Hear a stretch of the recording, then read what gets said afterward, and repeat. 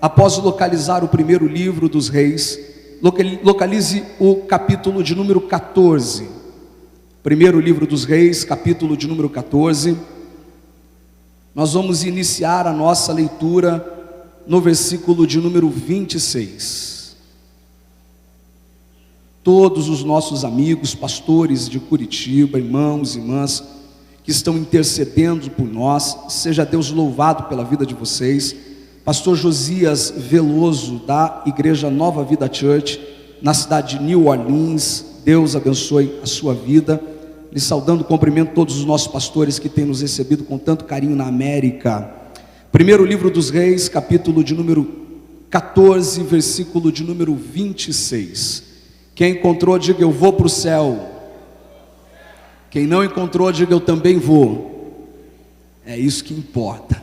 Está escrito assim: e tomou os tesouros da casa do Senhor e os tesouros da casa do rei, levou tudo, também tomou todos os escudos de ouro que Salomão tinha feito, e em lugar deles fez o rei Roboão escudos de bronze, e os entregou nas mãos dos chefes da guarda que guardavam a porta da casa do rei. E todas as vezes que o rei entrava na casa do Senhor, os da guarda os levavam e depois os tornavam à câmara da guarda. Quantos podem dizer amém por esta palavra? Por especial gentileza, retorne ao seu assento com liberdade para adorar a Deus. Antes ainda de compartilhar aquilo que o Espírito de Deus impartiu ao meu espírito, quero com muita alegria apresentar 2 livros que Deus me deu o privilégio de escrever. O primeiro é este: Ministério de Excelência, um passo a passo para a relevância ministerial. Aqui Deus nos dá a alegria de compartilhar experiências e ensinos extraídos da Bíblia para quem deseja desenvolver um ministério de excelência. Um dos capítulos deste livro é chamado de Mentoria Ministerial e tem a participação de grandes amigos, grandes homens de Deus, como o pastor Marco Feliciano, pastor Benho Lopes, pastor Reginaldo Ribeiro, todos que contribuíram para a manifestação e conclusão desta obra. O segundo livro é este: Imagem e Semelhança, desenvolvendo a excelência da hombridade para homens, para quem quer desenvolver a excelência deste atributo de graça que Deus deu ao homem. Aqui nós apresentamos como o homem pode ser imagem e semelhança do Senhor. Dito isso, eu quero saber, aqueles que estão dispostos a ouvir a palavra de Deus, digam glória a Deus. Diga para quem está do seu lado: escudos de ouro. Diga mais forte: escudos de ouro. Fale todo mundo junto agora: escudos de ouro. Este é o tema da mensagem que eu quero compartilhar na tarde deste sábado. Nós, todas as vezes que abrimos a nossa Bíblia no Antigo Testamento, somos convidados por Deus a uma jornada extraordinária pelos corredores da Antiga Aliança, onde contemplamos os quadros que foram pintados pelas lentes dos profetas, dos cronistas, dos grandes líderes que receberam de Deus a inspiração para eternizar de forma especial a história de Israel.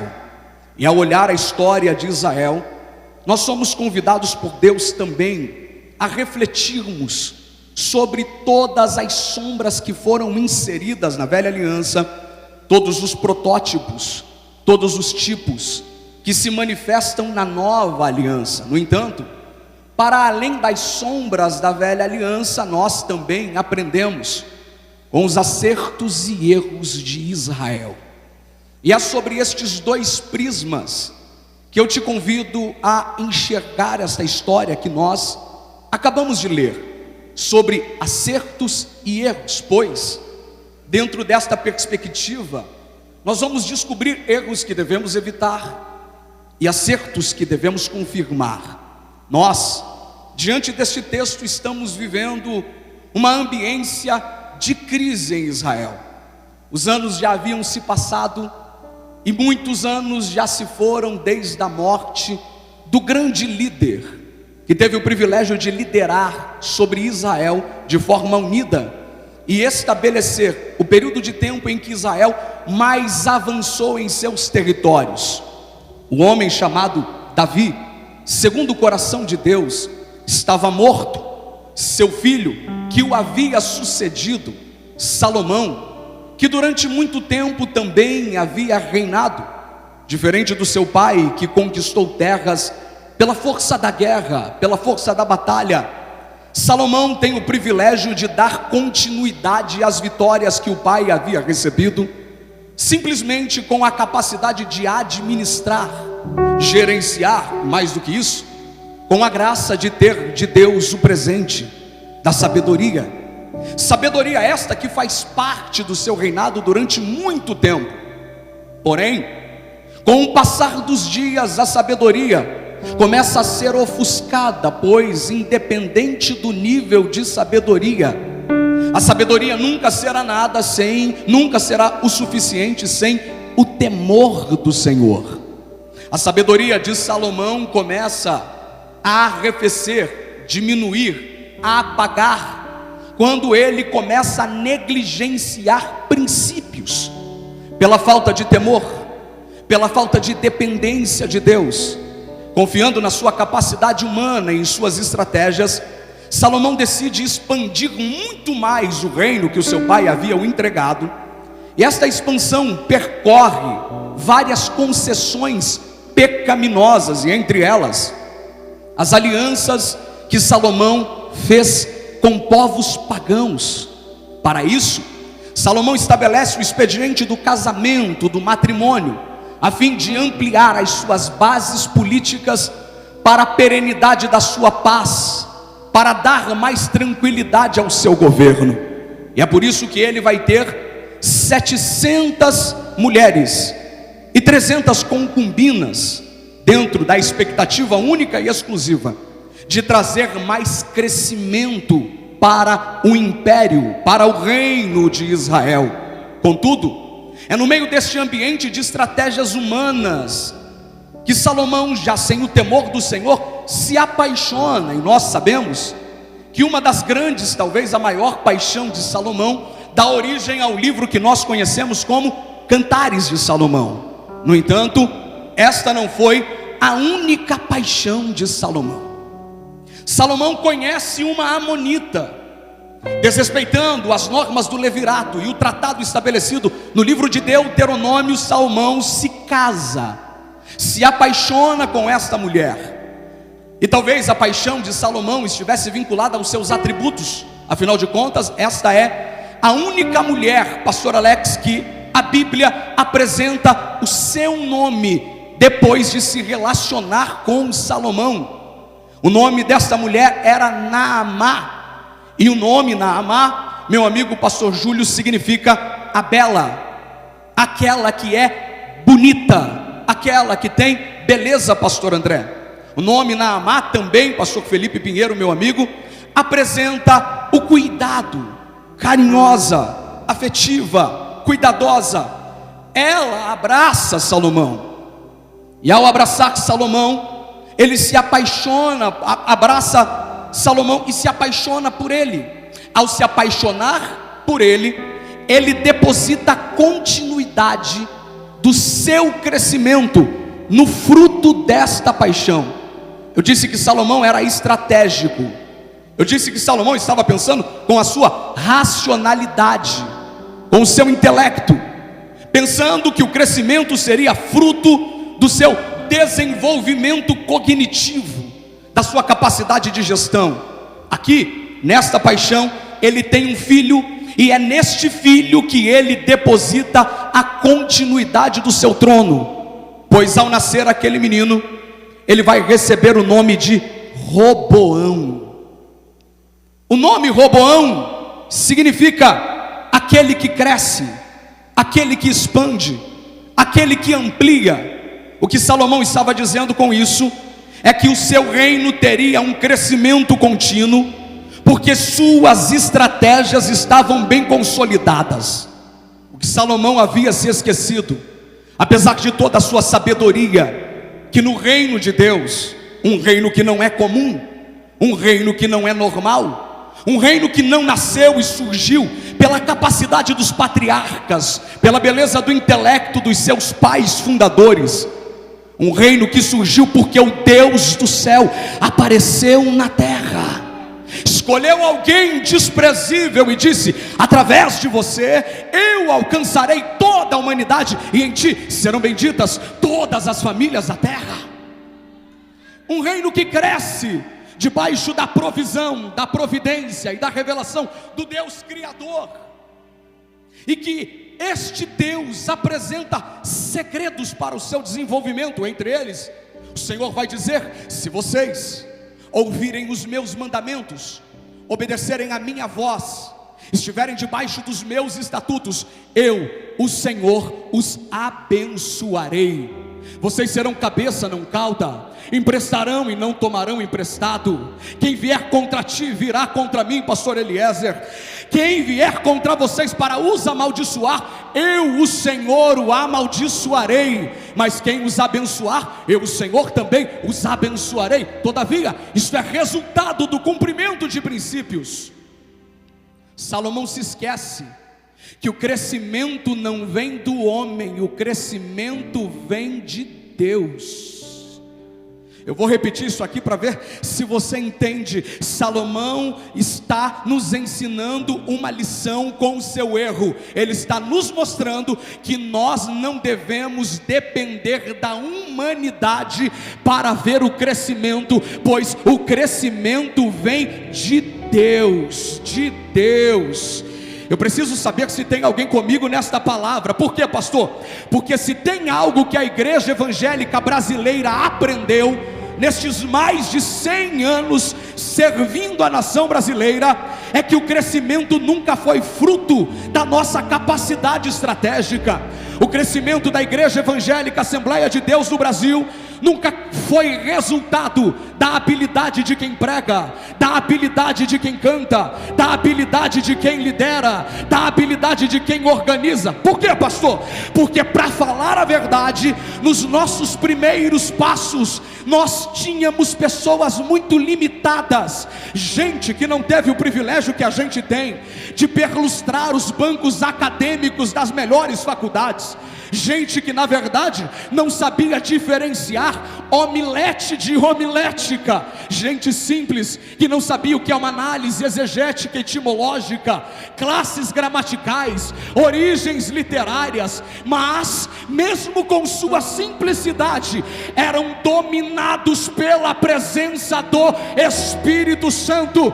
Gente que chegava em uma tribuna como esta e não sabia nem falar problema direito, mas vinha cheio da glória para dizer que Jesus Cristo salva e Ele salvava, para dizer que Jesus Cristo cura e Ele curava, para dizer que Ele batiza com o Espírito Santo e Ele batizava. Não precisava nem ser congresso, bastava alguém com sede de receber o batismo. Era como se a pomba do Espírito Santo sobrevoasse e bastando alguém dizer eu quero, o Senhor dizia eu também, então receba a minha glória. Eu preciso saber se tem alguém que concorda comigo nesta palavra. Levante as duas mãos aos céus e por alguns segundos celebre uma palavra de gratidão a Deus. Por quê, pastor? Porque a gente pode pregar bem, mas quem dá o crescimento é o Senhor. A gente pode cantar bem, mas quem dá o crescimento é o Senhor. A gente pode ter belas estratégias, mas o crescimento vem do Senhor. Paulo planta, Apolo rega. Apolo pode plantar, Paulo pode regar, mas quem dá o crescimento é Deus. É Deus. É Deus. Eu preciso saber se tem alguém que acredita. Por um minuto, não deixe o pavilhão em silêncio. Quem trouxe glória, agora é a hora. Quem trouxe aleluia, agora é a hora. Eu vou deixar você adorar, depois eu vou continuar.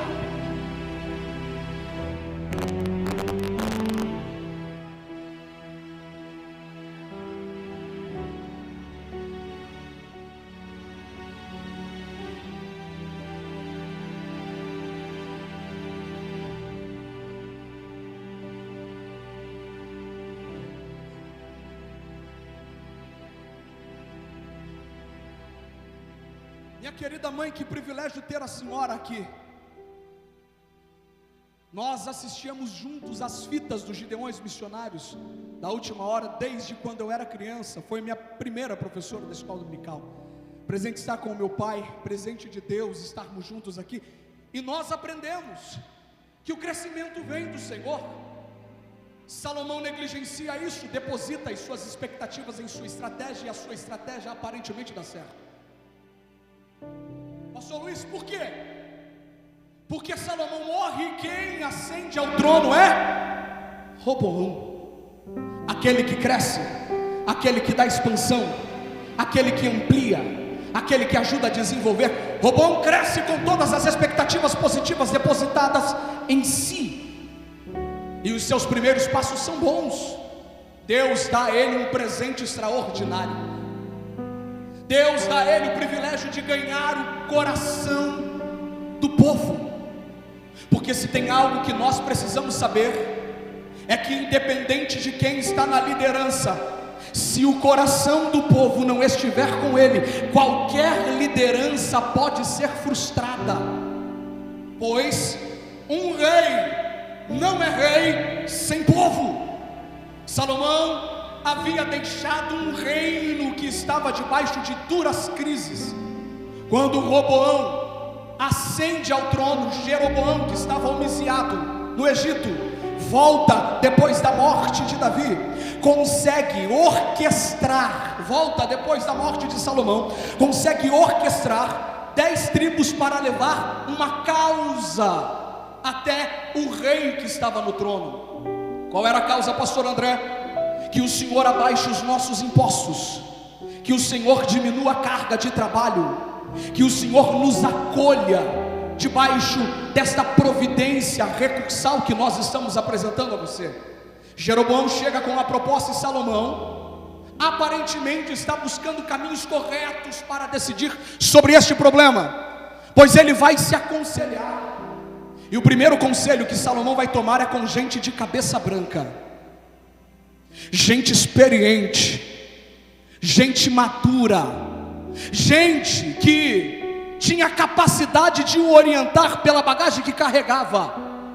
Na busca por este conselho, Salomão recebe uma orientação. Qual é? Aceite o pedido do povo, abaixe os impostos e conceda ao povo esta liberdade. Porém, Salomão não toma a decisão antes, Roboão não toma a decisão antes, ele vai se aconselhar com os jovens, gente que cresceu no palácio com ele, gente que não teve dissabores que o povo tinha, gente que nunca precisou enfrentar uma fila de saúde para ser atendido, nunca precisou acordar 3 horas da manhã para ver se conseguia um atendimento médico, gente que nunca enfrentou o transporte coletivo, gente que nasceu em berço de ouro.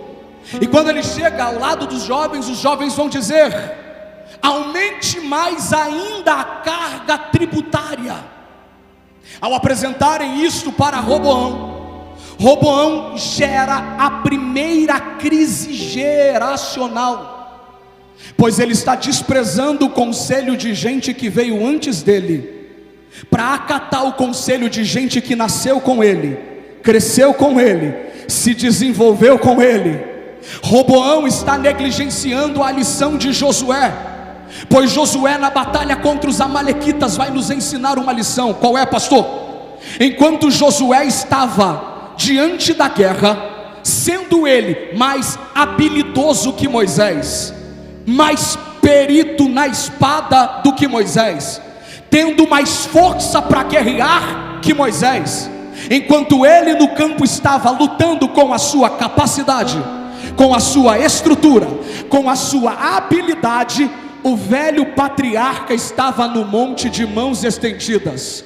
E quando Moisés abaixava a mão, Josué perdia a batalha. Por quê, pastor? Porque Josué pode ser mais forte, Josué pode ser mais inteligente, Josué pode ter mais estrutura, Josué pode ter mais conhecimento, Josué pode ter até uma capacidade de raciocínio mais célere, mais rápida.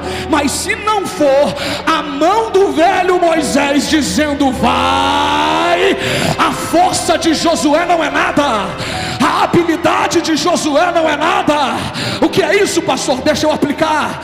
Se tem uma coisa que o diabo tem tentado fazer na nossa geração, é construir uma barreira de divisão entre aqueles que vieram antes e aqueles que estão chegando agora.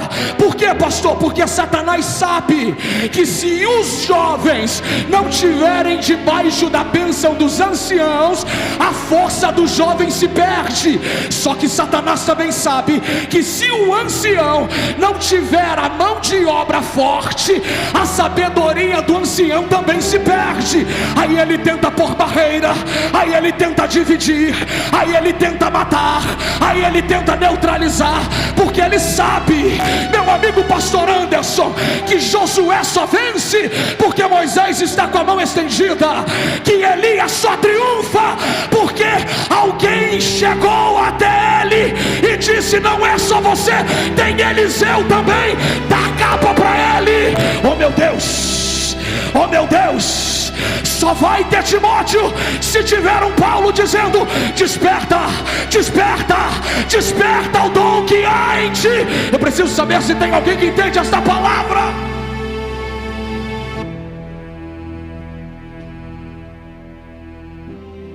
Ele despreza, rejeita o conselho. Diga para quem está do seu lado: ele rejeita o conselho. E o que ele faz, pastor? O que não deveria fazer? Instaura a crise, aniquila a continuidade de sucessão possível que estava diante dos seus olhos. A consequência vem, porque mais do que negligenciar o conselho de gente que veio antes, o resultado é inevitável, porque quem não ouve conselhos sacrifica princípios. Quem não ouve conselhos corre o risco de perder o destino, corre risco de perder o rumo. Roboão negligencia e perde, começa a trazer altares pagãos para dentro de Israel, e o ambiente que era de triunfo e louvor começa a se tornar um ambiente de crise. A frieza espiritual começa a tomar conta, a apostasia começa a ser uma realidade palpável no meio do povo de Deus. A frieza toma o ambiente da adoração e todos começam a experimentar uma crise assustadora. Só que no meio da crise aparece um profeta chamado Semaías, porque independente da crise sempre haverá uma voz profética na terra. Fala para quem está do teu lado, chacoalha esse irmão, não deixa ele dormir não. Diz para ele: independente da crise, sempre haverá uma voz profética na terra. Fala para ele, fala para ela. Meu amigo pastor Lorinaldo, não tem crise que cale a boca de uma voz que Deus levantou na terra, não tem. Não tem crise capaz de silenciar um profeta. Independente da apostasia, meu amigo Murilo, independente da frieza, sempre vai ter um remanescente fiel, que não abre mão da santidade, que não abre mão do jejum, que não abre mão da oração. Gente que não se cala por causa da pressão do lado de fora. Gente que ainda acredita em profecia, ainda acredita em dons de Deus, ainda acredita em sobrenatural, porque sempre haverá a voz de Deus na terra. Levante levante as suas mãos aos céus. Eu preciso saber aonde estão aqueles que vieram ouvir a voz de Deus. Por um minuto, não deixe esta casa em silêncio. Eu vou deixar você adorar, depois eu vou continuar.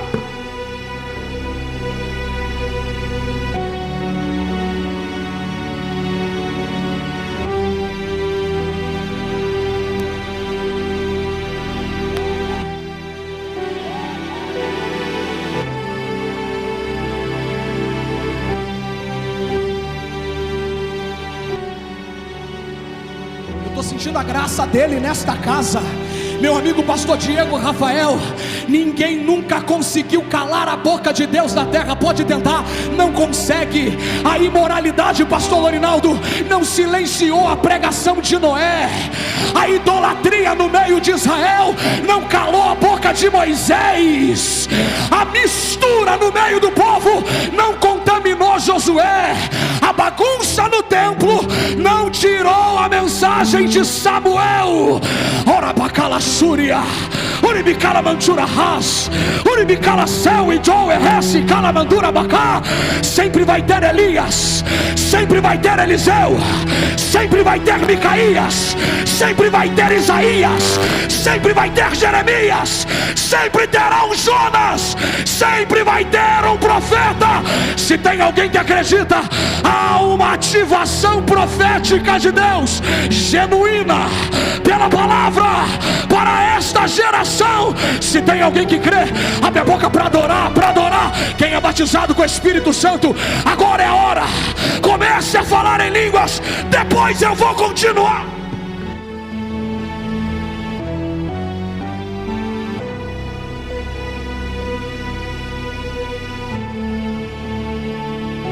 Abre a boca, profeta. Abre a boca, profetiza. É por isso que tem gente que ama Gideões missionário, pastor Giovanni, porque nas ruas dessa cidade Deus tem boca separada para profetizar na cabeça de gente. Eu estava sentado aqui, o profeta saiu do banco e disse: se a dúvida era a palavra, pregue ela, porque eu estou confirmando, eu farei de novo. Oh meu Deus! Há uma atmosfera de glória que começa a tomar este pavilhão. Aonde tiver alguém sedento por esta glória, não deixe esta casa em silêncio. Abra a boca para adorar, para adorar.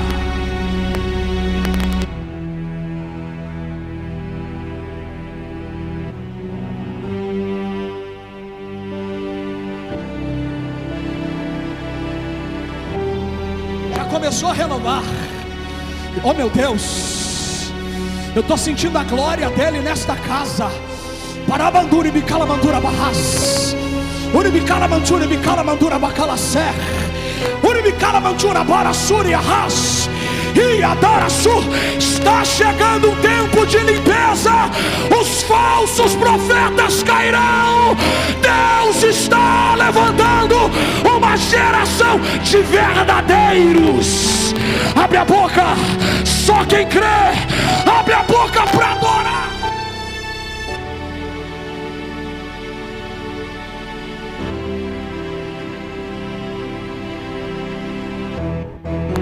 Micaías, profeta, Isaías, profeta, Jeremias, profeta.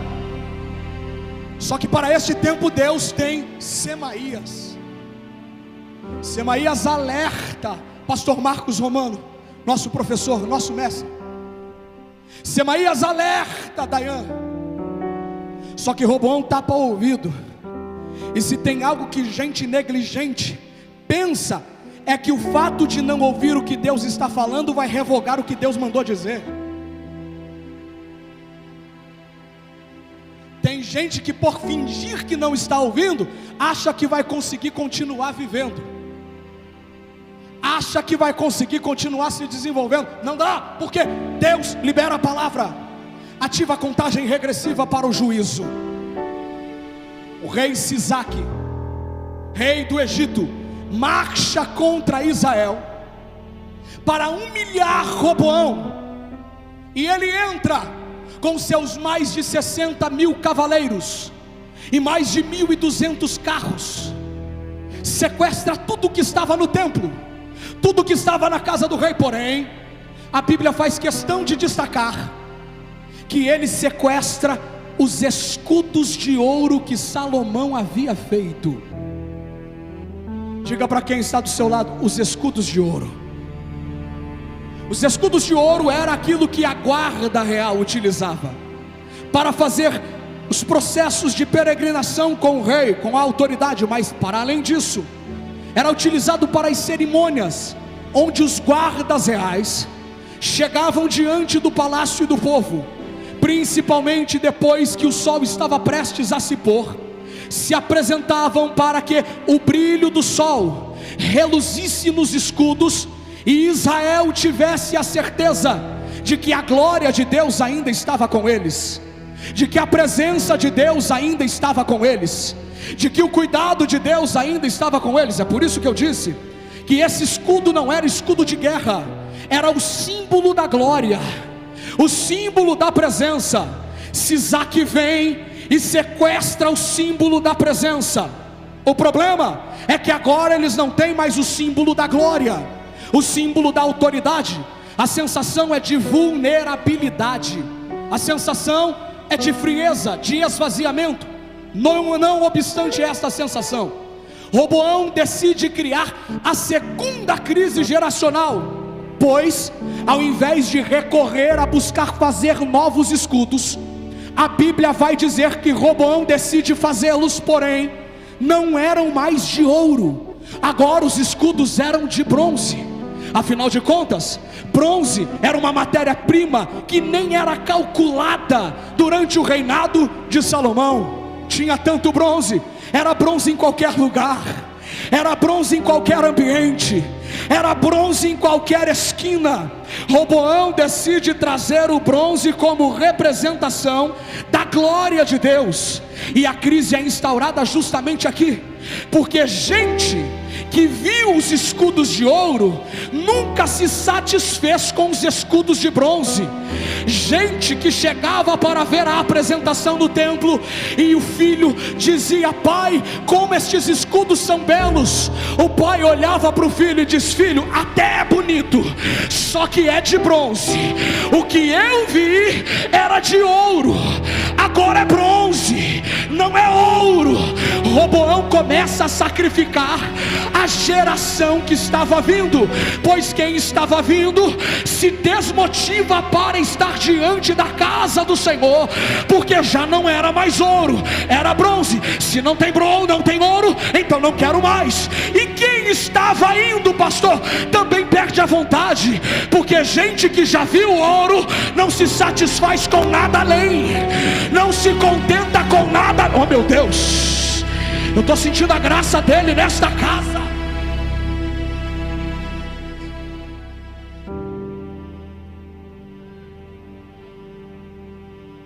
Aqui nós estamos diante de um retrato profético, não apenas diante de uma lembrança literal de um fragmento histórico. Aqui nós estamos diante de um retrato profético que aponta a realidade da nossa geração, porque o que tem de lugar que o príncipe do Egito sequestrou o símbolo da glória na nossa nação, o que tem de lugar que refletia a presença, hoje não reflete mais, que refletia a glória, hoje não reflete mais.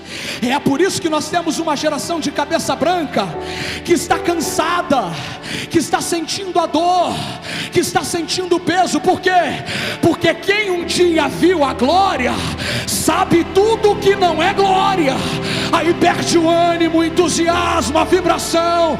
E o problema, pastor, é que tem gente que além de perder a glória, decidiu construir artifícios. Não importa se não tem ouro, a gente usa o bronze, não importa, a gente substitui, só que bronze nunca será ouro. Oh meu Deus, diz: oh meu Deus. Aí a gente entra e alguém diz: que entusiasmo, mas é motivação, não é ouro. Que palavra, mas é programação neurolinguística, não é profecia. Que entretenimento, mas não é culto, é show. O que é isso, pastor? O ouro foi roubado.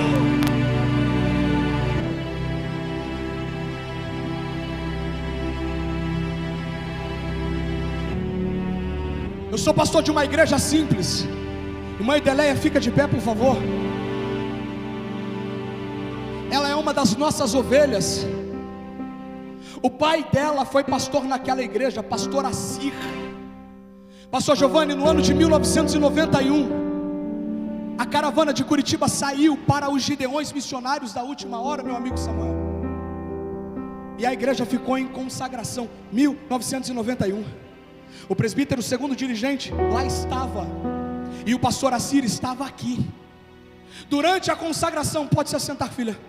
Era mais ou menos 3 horas da tarde. Uma vizinha da igreja sai correndo de dentro de casa com o seu bebê morto em seus braços. Ela não liga o 93, ela não liga o 92, ela não liga o 90, ela entra na igreja. O culto está acontecendo e ela coloca a criança em cima do altar e diz: está aqui o meu filho, está morto e eu não quero perder ele. A igreja não se desespera. O presbítero que lá estava coloca a mão sobre a criança e diz: espírito de morte, eu te repreendo agora. A criança que estava morta dá um suspiro, levanta. O pastor que lá estava dirigindo entrega a criança para a mãe e diz: teu filho está aí, porque aonde tem glória, até morto tem que ressuscitar.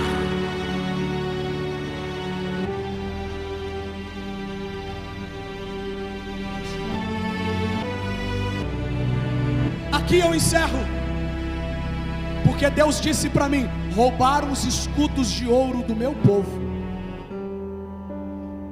Muitos lugares já não tem mais os escudos de ouro. E eu disse: Senhor, é assim que a gente vai terminar? Porque se isso é um retrato profético, a gente vai ter uma geração que terminou sem ouro de volta. Aí o Espírito de Deus ministrou o meu espírito dizendo: Roboão só terminou sem ouro porque se contentou com bronze. E só fica sem o ouro quem se satisfaz com bronze. Gente que se satisfaz com bronze vai morrer com bronze. Deus gritou ao meu espírito, pastor Giovanni, e ele disse: no Brasil há uma geração que este púlpito ainda não conheceu, Adailson. No Brasil há uma geração que os cartazes ainda não viram, que os holofotes ainda não mostraram, mas que estão há anos de joelhos dobrados, pastor Arinaldo, dizendo: Deus, faz de novo, faz de novo, faz de novo, faz de novo. Eu preciso saber se tem alguém que acredita. Levante as suas mãos aos céus, segure ela levantada. Glória, glória, glória, glória. Assim diz o Senhor à nação brasileira: minha é a prata, meu é o ouro. A nossa geração não vai morrer sem a glória. Se prepare, eu sinto o cheiro das águas. Ele já fez uma vez, ele vai fazer de novo. Ele já fez uma vez, ele vai fazer de novo. Está chegando a hora em que os nossos filhos voltarão para casa falando em línguas estranhas. Quem crê, quem crê, quem crê, as curas voltarão a acontecer nas ruas desta cidade. Quem crê, quem crê, quem crê. Eu preciso saber se tem alguém que acredita.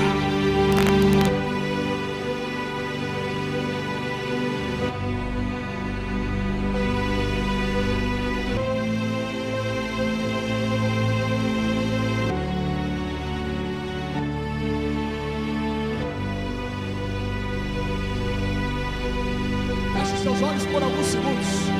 Por um minuto não deixa essa casa em silêncio. Quem tem glória agora é a hora. Quem tem glória agora é a hora. Eu vou deixar você adorar. Quem tem aleluia agora é a hora. Eu vou deixar você adorar, depois eu vou continuar.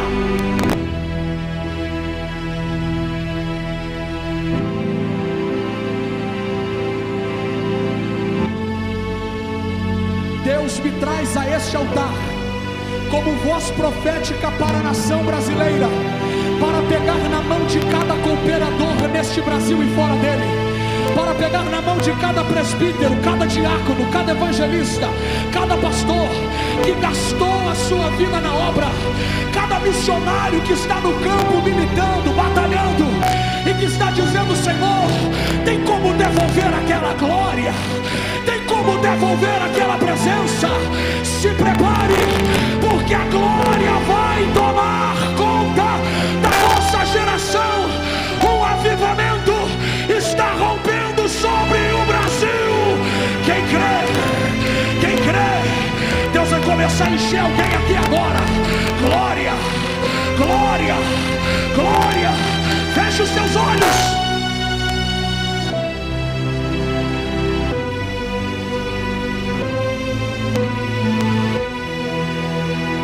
Senhor, do mesmo jeito que o Senhor desceu há 40 anos atrás, do mesmo jeito que a tua glória foi revelada desde os primeiros anos da nossa igreja, em que os paralíticos andavam, em que os cegos enxergavam, em que os surdos ouviam e os mudos falavam, eu te peço, em cada metro quadrado deste pavilhão, aonde tiver alguém com saudade da glória, com saudade da presença, aonde tiver alguém que precisa de um renovo, Senhor, toma este ambiente agora.